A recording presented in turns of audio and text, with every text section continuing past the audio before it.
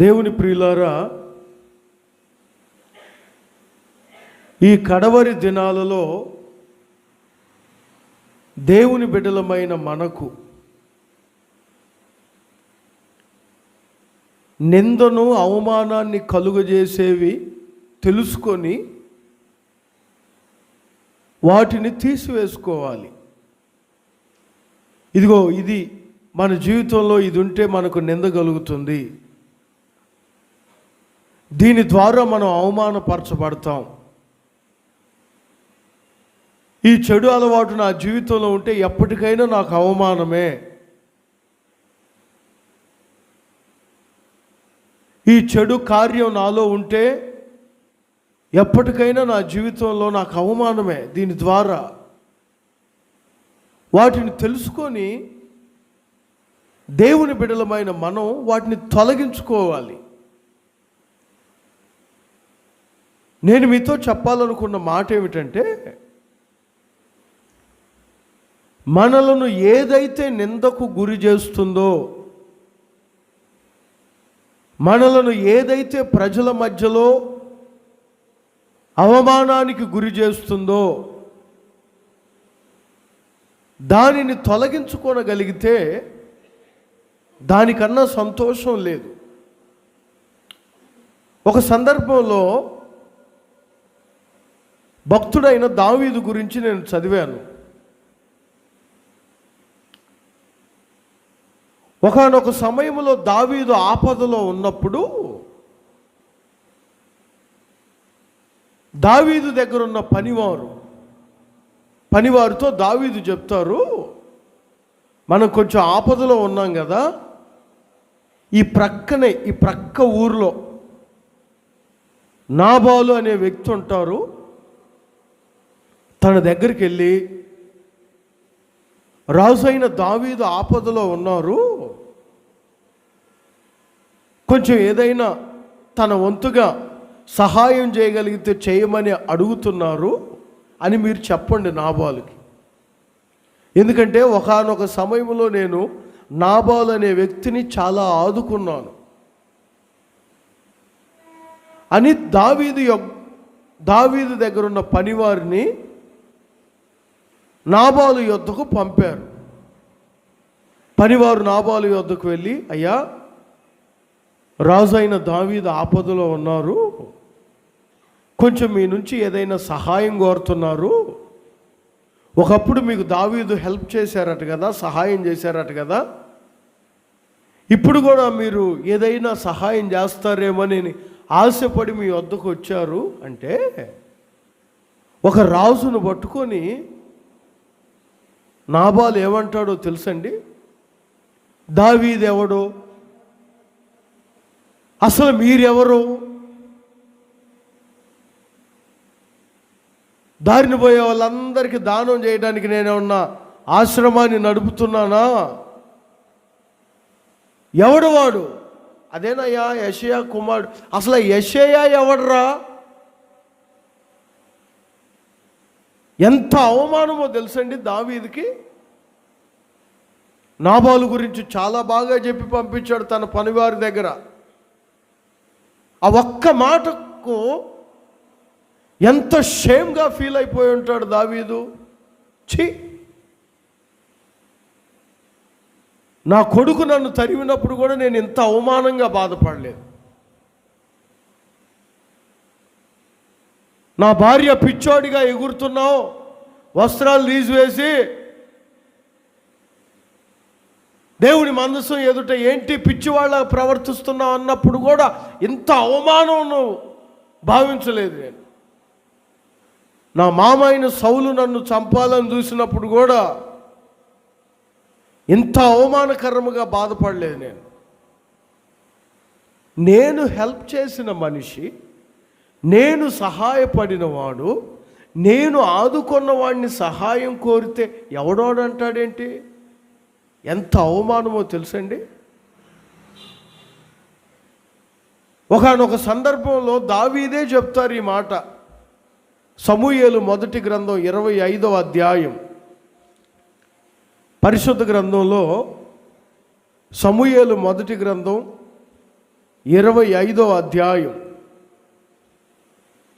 అందరూ ఆ వాక్యాన్ని గమనించండి. సమూయేలు మొదటి గ్రంథం 25వ అధ్యాయం 39వ వాక్యాన్ని నేను చదువుతాను చూడండి. నాబాలు చనిపోయెనని దావీదు విని యెహోవా నాబాలుకు చేసిన కీడును అతని తల మీదకు రప్పించును గనుక తన దాసుడనైన నేను కీడు చేయకుండా నన్ను కాపాడి నాబాలు వలన నేను పొందిన, చెప్పండి ఆ మాట చెప్పండి, ఏమని ఉంటుంది అక్కడ? అవమానమును గూర్చి అవమానమును తీర్చిన యెహోవాకు స్తోత్రము కలుగునుగాక. ఈ మాట జాగ్రత్తగా వినాలి. నాబాలు వలన నేను పొందిన అవమానం. ఈ అధ్యాయపు ప్రారంభ వాక్యాల్లోనే ఆ చరిత్ర అంతా వ్రాయబడి ఉంటుంది. దావీదు జీవితంలో నాబాలు అనే వ్యక్తి లేకపోతే అవమానం పొందేవాడు కాదు.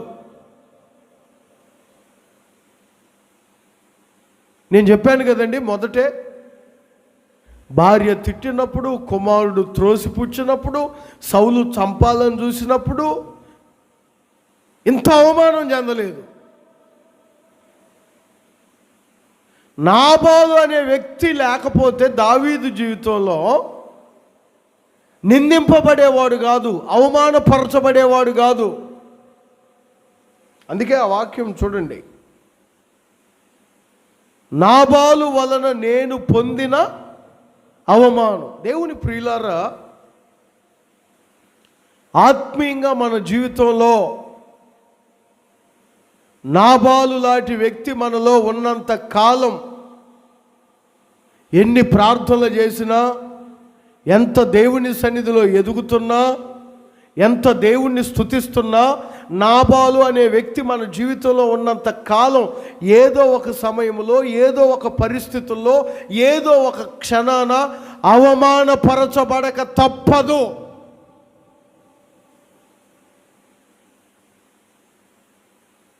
నిందలు మన జీవితంలో ఎదురుగాక తప్పదు. నాబాలు ఉన్నంత కాలం అవమానమే. నాబాలు చనిపోవాలి. ప్రియమైన ఆత్మీయులారా, నిన్ను అవమానపరిచే నాబాలు నీ హృదయములో ఉన్నదేమో, జాగ్రత్త పడండి. నాబాలు అనే వ్యక్తి, నాబాలు అనే స్వభావం ఉన్నంత కాలం చూడండి, ఎంత చదువుకున్నా, ఎంత ప్రార్థన చేసుకున్నా, ఎన్ని ఉపవాసాలున్నా, ఎంతగా దేవుని సన్నిధిలో మొరపెడుతున్నా అవమానం.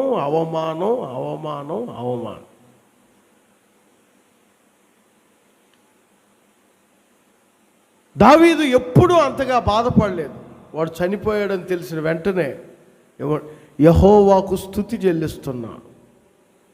ఎందుకంటే తనను అవమానపరిచే ఆ స్వభావం చంపివేసుకున్నాడు. ఆత్మీయంగా గమనించాలి. నాబాలు అనే మాటకు అర్థం మూర్ఖత్వం. చెప్పండి అందరూ, ఏంటది? మూర్ఖత్వం. ఒక మూర్ఖుడు నాబాలు, ఒక మూర్ఖత్వం కలిగిన వ్యక్తి నాబాలు. మూర్ఖత్వం అనే స్వభావం మనలో ఉన్నంత కాలం ఏదో ఒక క్షణాన అవమానపరచబడక తప్పదు. ప్రియులారా,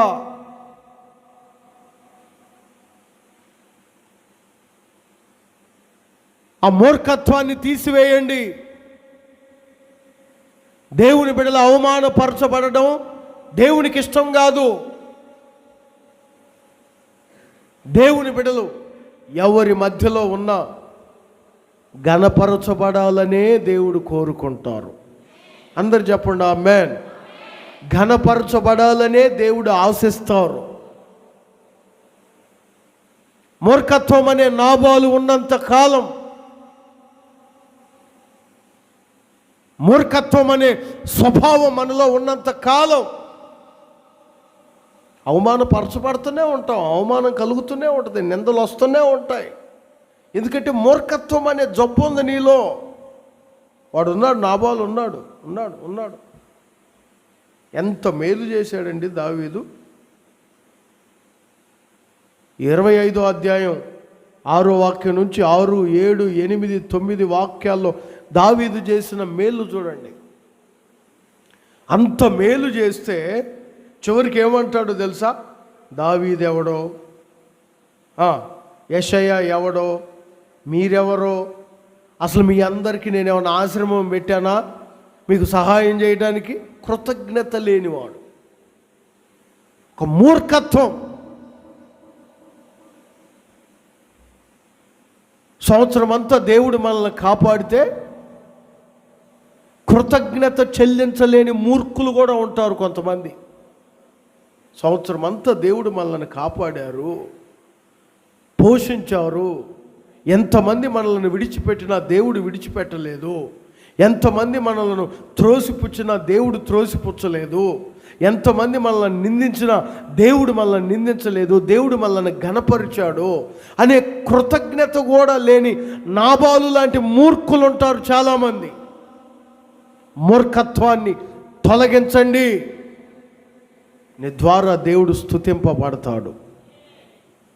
మూర్ఖత్వం అనే బలహీనత మీలో ఉన్నంత కాలం, మూర్ఖత్వం అనే స్వభావం మీలో ఉన్నంత కాలం, ప్రియులారా నేను చెప్తున్నాను, ఏదో ఒక సమయంలో నీ ఉద్యోగంలో కానీ, వ్యాపారంలో కానీ, నీ చదువుల్లో కానీ, నువ్వు చేస్తున్న పనిలో కానీ అవమానాలు ఎదురుగాక తప్పదు.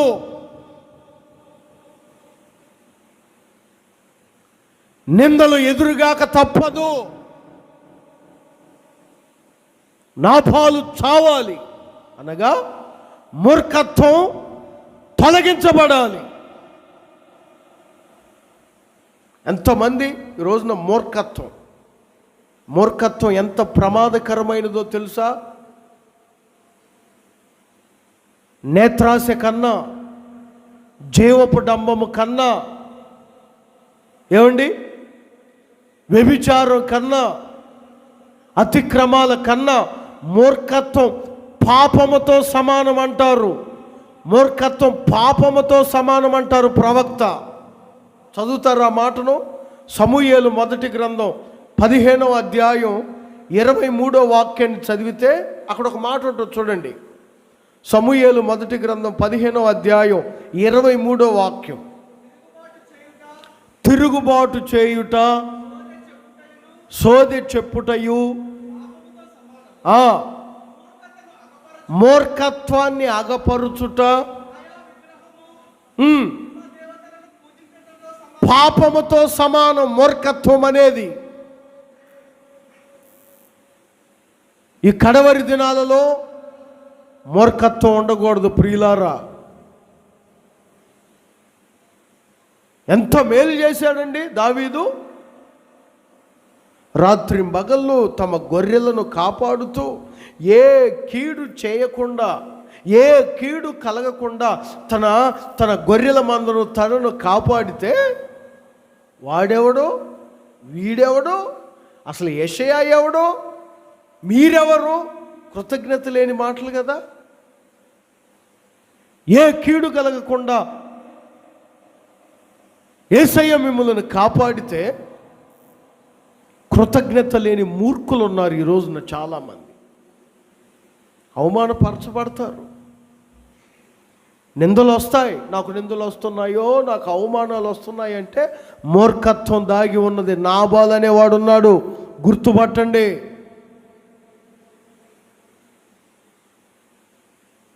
నాబాలును తొలగించుకోకపోతే నీ జీవితంలో అవమానాలు నీకు ఎదురవుతూనే ఉంటాయి, అవమానాలు నీకు ఎదురవుతూనే ఉంటాయి, నిందలు ఎదురవుతూనే ఉంటాయి. ప్రియులారా, మూర్ఖత్వాన్ని తీసివేసుకోండి. కొంతమంది ఎంత మూర్ఖంగా ఉంటారో తెలుసా? నాకు ఒక కన్ను పోయినా పర్వాలేదు, కానీ వాడికి 2 కళ్ళు పోవాలి. ఎంత మూర్ఖత్వం అది! కొన్నిసార్లు మనం చూస్తుంటాం, మూర్ఖంగా ప్రవర్తిస్తుంటారు దేవుని బిడ్డలు. కృతజ్ఞత అనేదే ఉండదు. నాకు పోయినా పర్వాలేదండి ఒక కన్ను, వాడికి 2 కళ్ళు పోవాలి. నాకు లేకపోయినా పర్వాలేదండి స్థలం, వాడు మాత్రం ఇల్లు కట్టుకోకూడదు. మూర్ఖత్వం కదా ఇది, మూర్ఖత్వమైన మనసు కదా ఇది. ప్రియులారా, ఈ కడవరి దినాల్లో నా ప్రభు హెచ్చరిస్తున్నారు, మూర్ఖత్వం అనే నాబాలు మీలో చచ్చునుగాక. అందరు చెప్పండి ఆమేన్ అని. మూర్ఖత్వం ఉండకూడదు, మూర్ఖంగా మాట్లాడకూడదు, తల్లిదండ్రుల యొద్ద ఒక సంఘంలో మూర్ఖంగా నడవకూడదు, మూర్ఖత్వమైన మనసు ఉండకూడదు. మూర్ఖంగా తిరుగుతుంటారు కొంతమంది, మూర్ఖత్వం కలిగి. నేను ఒక మాట చదివాను, సామెతల గ్రంథం 1వ అధ్యాయం 7వ వాక్యంలో చూడండి. పరిశుద్ధ గ్రంథంలో సామెతల గ్రంథం 1వ అధ్యాయం 7వ వాక్యం, యెహోవా యందు తెలివికి మూలం, మూర్ఖులు జ్ఞానమును ఉపదేశమును తిరస్కరిస్తారు.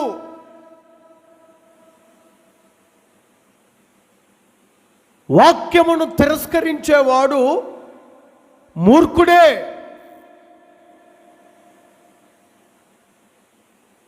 వాక్యాన్ని తిరస్కరించేవాడు మూర్ఖుడే. దేవుని సేవకుడు ఒక మాట చెప్తే దాన్ని తిరస్కరిస్తారు. అలా ఉండాలి, ఇలా మాట్లాడాలి, ఇలా నడవాలి, ఇలా ప్రవర్తించాలంటే వాళ్ళందరూ అంతే చెప్తుంటారులే. ఇది నువ్వు తిరస్కరిస్తున్నావంటే ప్రభు ఏమంటారు? ఉపదేశాన్ని తిరస్కరించువాడు, చెప్పండి అందరూ, ఎవరట? మూర్ఖుడు. మూర్ఖత్వం కలిగిన మనుషులు. రోజున దేవుని ప్రియులారా, వాక్యానికి లోబడే మనసు ఉండాలి మనలో, వాక్య ప్రకారం నడిచే మనసు ఉండాలి మనలో, వాక్య ప్రకారం జీవించే మనసు ఉండాలి మనలో, వాక్యానుసారమైన జీవితాన్ని కలిగి ఉండాలి మనలో. కొంతమంది ప్రతిదీ విమర్శిస్తూనే ఉంటారు, వాక్యాన్ని ఉపదేశాన్ని త్రోసిపుచ్చుతూనే ఉంటారు.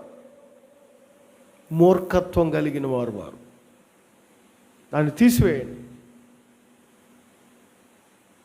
చిన్నప్పటి నుంచి ఆజ్ఞలు పాటిస్తున్నాను అని చెప్పిన ఒక అధికారి వచ్చాడు యేసయ్య యొద్దకు.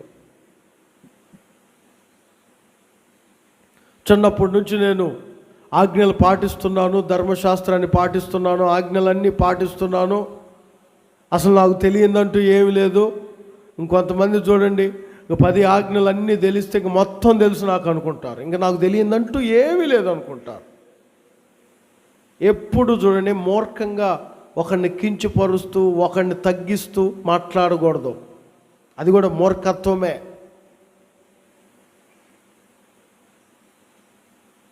ఏమీ లేని ఆకు, చెప్పండి,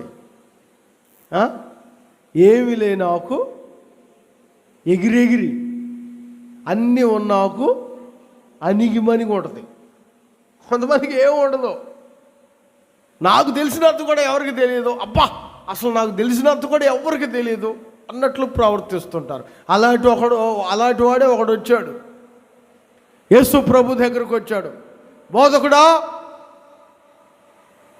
నిత్య జీవానికి వారసుడగుటకు నేను ఏం చేయాలి, ఏం చేస్తే బాగుంటుంది? లూకాసు వార్తలో ఉంటుంది చూడండి. లూకాసు వర్తమానం 18వ అధ్యాయం, లూకాసు వర్తమానం 18వ అధ్యాయం 18వ వాక్యం. ఒక అధికారి ఆయన చూచి, బోధకుడా, నిత్య జీవమునకు వారసుడగుటకు నేను ఏమి చేయవలెను? ఆయన అన్నారు, నువ్వు సత్పురుషుడు అని ఏదో చెప్పుచున్నా, వ్యభిచరించవద్దు, నరహత్య చేయవద్దు, దొంగిలింపవద్దు, అబద్ధ సాక్ష్యం పలకొద్దు, నీ తల్లిదండ్రులు సన్మానింపుము, ఆ ఆజ్ఞలు ఎరుగుదు కదా అంటే అతను ఏమంటాడు చూడండి, అందుకు అతడు బాల్యము నుండి అనుసరించుతూనే ఉన్నాను.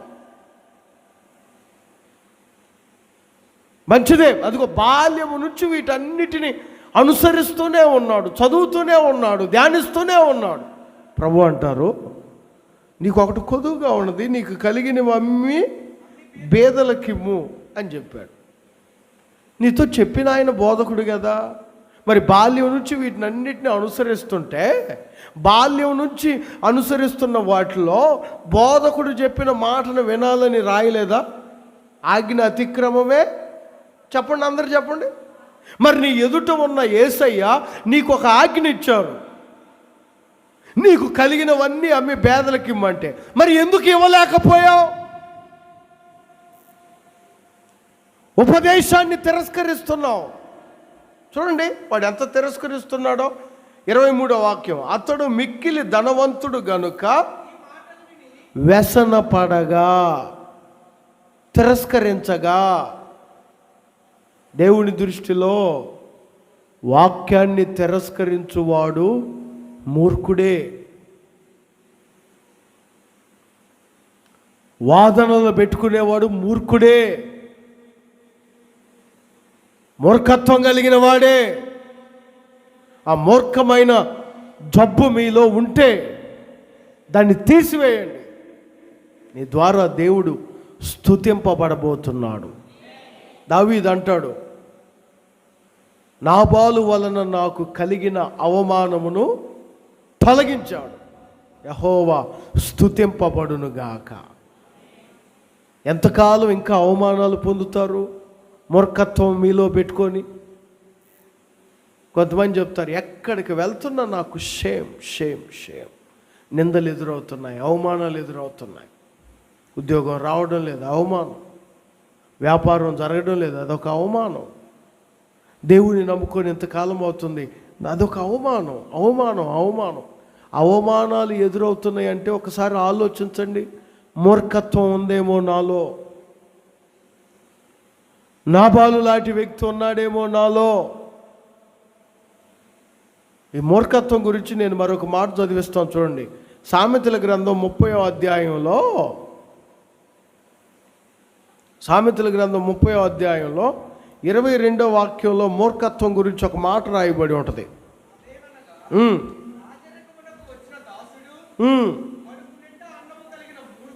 కడుపు నిండా అన్నము కలిగిన మూర్ఖుడు. 21వ వాక్యాన్ని చదవండి. భూమిని వణికించేవి 3 గలవు, భూమి మోయలేదట మూర్ఖుణ్ణి. భూమే మోయలేదు, భూమి మోయలేనివి 4 కలవు. అవేంటి? వాటిలో ఇది ఉంటుంది చూడండి, కడుపు నిండా అన్నము కలిగిన మూర్ఖుడు. మూర్ఖుడు తిండి లేని వాడైతే వివేచిస్తాడు, కానీ శుభ్రంగా కడుపు నిండా దీన్ని తిన్నవాడు వివేచిస్తాడా? అర్థమవుతుందా? కడుపు నిండా తిన్నవాడు నిద్రపోతాడు, కడుపు నిండా తిన్నవాడు ఇంకా నాకేంట్లన్నీ దుప్పటి కప్పుకొని శుభ్రంగా పడుకుంటాడు. కడుపు నిండిన వాని ఫీలింగ్ ఎలా ఉంటుంది? ధనవంతుడు, నా ప్రాణమా తినుము త్రాగుము. వివేచన ఉండదు. మూర్ఖత్వంలో ఉన్నవానికి వివేచన ఉండదు.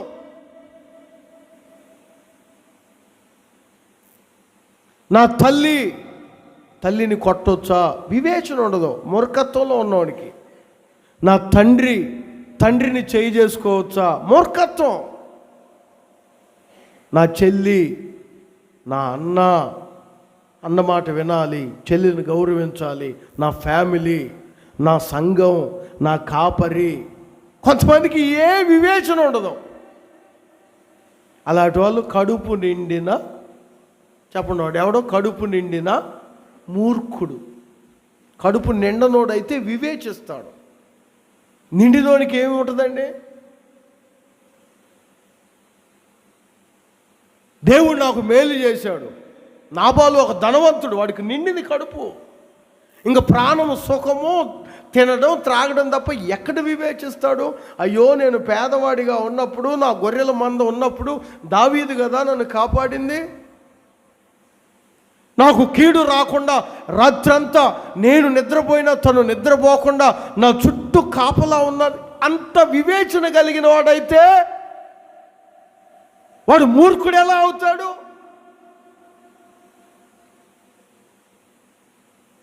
కడుపు నిండిన ఒక మూర్ఖుడు, దాని అర్థం ఏమిటంటే వివేచన ఉండదు మూర్ఖత్వం కలిగిన వారికి. దేవుని ప్రియులారా, ఈ కడవరి దినాల్లో వివేచించండి. కుటుంబాన్ని వివేచించండి, సంఘాన్ని వివేచించండి, కాపరి యొక్క త్యాగాన్ని వివేచించండి, తల్లిదండ్రుల ప్రయాసను వివేచించండి. యేసుక్రీస్తు శిష్యులతో ఒక మాట చెప్తారు. నేను ఒక మాట చదివిస్తాను. మత్తయి సువార్త 17వ అధ్యాయం 13వ వాక్యం నుంచి 14వ వాక్యం నుంచి 17వ వాక్యం వరకు. 17వ వాక్యంలో మత్తయి సువార్తమానం 17వ అధ్యాయం 17వ వాక్యంలో శిష్యులను ఒక మాట అంటారు చూడండి. అందుకు యేసు, మూర్ఖులారా, ఎంతకాలం నేను మిమ్మలను ఎంతకాలం ఉంటాను? ఎంతవరకు మిమ్మల్ని నేను సహిస్తాను? అక్కడ ఏం జరిగిందంటే, ఓ తండ్రి తన కుమారుడు బలహీనత చేత బాధపడుతుంటే తీసుకొచ్చాడు శిష్యుల దగ్గరికి. శిష్యులు ప్రార్థన చేశారు కానీ ఆ బలహీనతను తొలగించలేకపోయారు. ఆ తండ్రి వచ్చి బోధకుడి దగ్గర చెబుతున్నాడు 16వ వాక్యంలో, నీ శిష్యుల యొద్దకు వాడిని తీసుకొని వచ్చి తిని కానీ స్వస్థపరచలేకపోయారు. ఈ శిష్యుల మైండ్ అంతా దేని మీద ఉంటుందంటే, తిందాం ఆయనతో పాటు తిరుగుదాం, తిందాం ఆయనతో పాటు తిరుగుదాం, అంతే. కడుపు నిండిన మూర్ఖులు అన్నమాట వీళ్ళు. ఎవరు వీళ్ళు? శిష్యులు కడుపు నిండిన మూర్ఖులు. ఎందుకు కడుపు నిండిన మూర్ఖులు అంటున్నానంటే, వివేచించరు. ఆయన పెట్టే ఫుడ్డునే చూస్తున్నారు, తిండినే చూస్తున్నారు, కానీ ఆయన ఒంటరిగా ఒలీవ కొండకెళ్ళి ప్రార్థన చేసేది చూడడం లేదు.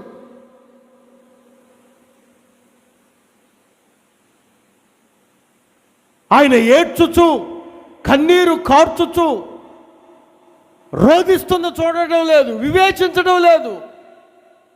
ఎంతకాడికి 5,000 మందికి అన్నం పెట్టాడు, మనకి పెడుతున్నాడు. అక్కడ చేపలు అయిపోయాయి, డబ్బులు అయిపోయాయా, చేపకెళ్ళి చేప కడుపులో ఉంటుంది చీల్చుకోమన్నాడు. ఇవే చూస్తున్నారు. ఎందుకన్నాను నేను ఈ మాట అంటే, ఈ శిష్యులంతా కడుపు నిండిన మూర్ఖులు, వివేచించడం లేదు. ఆయన ప్రార్థన గ్రహించారా? ఆయన ఒలీవల కొండకి వెళ్తున్నాడు ప్రతినిత్యం. ఉదయము దేవాలయంలో బోధించుచు, సాయంకాలం అయినప్పుడు ఆయన ఒలీవల కొండకు వెళ్ళుచు ప్రార్థన చేయుచుండెను. వివేచించిన శిష్యులైతే ఆ దురాత్మను వెళ్ళగొట్టేవారే, కానీ వీరు మూర్ఖులు. అందుకే యేసయ్య అంటాడు, విశ్వాసము లేని మూర్ఖతరము వారలారా. ఎంతకాలం కడుపు నింపుకొని బ్రతుకుతారు? కడుపు నిండిందా చాలు, కడుపు నిండిందా చాలు. ఒక మూర్ఖుడివే నీవు. వివేచించు. ఆ నాబాలును చంపు, ఆ మూర్ఖత్వాన్ని చంపు, ఆ మూర్ఖత్వాన్ని తొలగించు. ఈ చివరి దినాలలో నా ప్రభు నీలో ఉన్న మూర్ఖత్వం అనే నాబాలును తీసివేయాలని దేవుడు కోరుకొనుచున్నాడు. అందరు చెప్పండి ఆమేన్. ఆ మూర్ఖత్వాన్ని తొలగించండి. రాబోతున్న రోజులన్నీ మీ ద్వారా దేవుడు స్తుతింపబడబోతున్నాడు. ఒక గొప్ప ఆశీర్వాదం మీ జీవితంలో కలగబోతుంది. ఒక గొప్ప దీవెన మీరు పొందుకోబోతున్నారు. ఇంకా ఎంతకాలం మూర్ఖత్వంగా వివేచన లేక, మూర్ఖత్వంతో వాక్యాన్ని తిరస్కరిస్తూ, కృతజ్ఞత లేక ఎంతకాలం మూర్ఖులుగా జీవిస్తారు? ఆ మూర్ఖత్వాన్ని విడిచిపెట్టండి. దేవుని బిడ్డలైన మీరు ఎవరి ద్వారా అవమానం కలుగుతుందో వారికి దూరంగా ఉండండి. ఎవరి ద్వారా అవమానం కలుగుతుందో వారిని విడిచిపెట్టండి. ఇదిగో, ఈ మూర్ఖత్వం ద్వారా నాకు అవమానం, ఈ మూర్ఖత్వం నాలో ఉంటే అవమానం, ఇదిగో దాన్ని తీసివేసుకో. అలా తీసివేసుకుంటే నా దేవుడు నిన్ను బహుగా ఆశీర్వదిస్తారు. ప్రభు ఈ మాటలు మీ హృదయంలో భద్రపరచునుగాక.